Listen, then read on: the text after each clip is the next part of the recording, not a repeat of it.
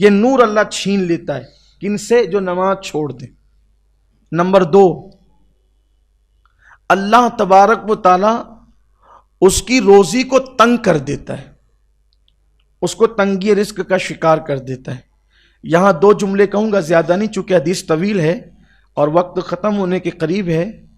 آج کون ایسا انسان ہے، ہر آدمی اپنے اندر جھانکے، کہ جو روزی کی تنگی کا شکار نہیں ہے، جو تنگی رزق کا شکار نہیں۔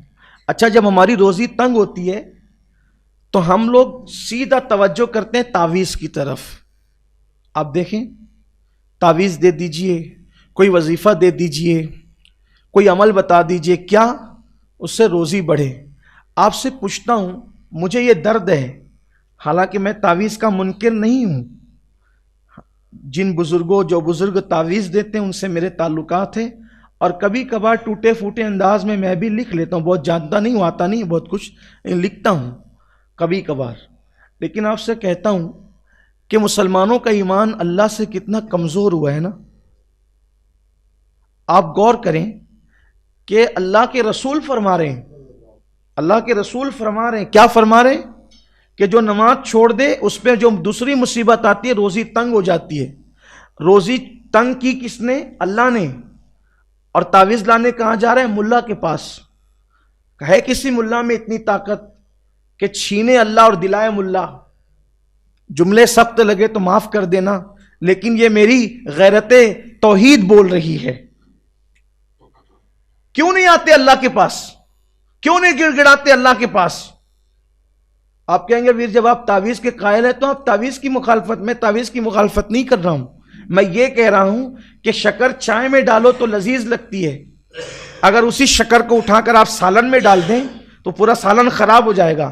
تو شکر کا میں مخالف نہیں ہوں، اس کو چائے میں ڈالنے سے وہ شکر کا کام ہوتا ہے، شربت میں ڈالنے سے شکر کا کام ہے، اس کو وہی استعمال کرو۔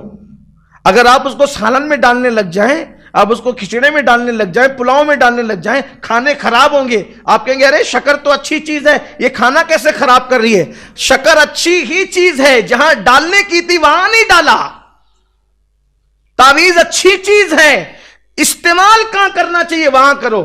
اگر آپ پہ کسی نے سحر کر دیا، جادو کر دیا، وہاں اس کے توڑ کے لیے تعویذ تھا، روزی کے لیے نہیں تھا تعویذ۔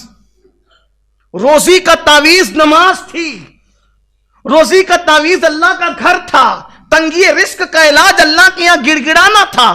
کوئی آ کر تو دیکھے، کیا لوگ حدیث مبارکہ بھول گئے؟ اللہ کے رسول علیہ السلام فرماتے ہیں جب اذان ہوتی ہے تو روئے زمین کی ساری روزی سمیٹ کر تمہاری مسجدوں میں لائی جاتی ہے۔ جو مسجد میں آتے ہیں اللہ انہیں روزی بھی دیتا ہے، روزی میں برکت بھی دیتا ہے۔ جو مسجد میں نہیں آتے، روزی تو ملتی ہے مگر برکت نہیں ملتی۔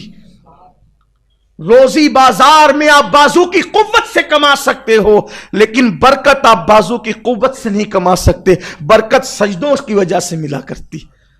تنگی رزق کا شکار۔ لیکن ایک اور نازک سی بات یہاں کر جاؤں تاکہ کسی کا ایمان متزلزل نہ ہو۔ کہا نہیں ہم تو نماز پڑھتے ہیں پھر بھی تنگی رزق کا شکار ہیں۔ بہت اچھا سوال ہے آپ کا۔ اگر آپ نماز پڑھ کر بھی تنگی رزق کا شکار ہے تو پھر آپ کو اپنی نماز کا احتساب کرنا چاہیے۔ آپ نماز کو نماز کی طرح پڑھ رہے ہیں یا آپ بغیر سیکھے نمازی ہو گئے؟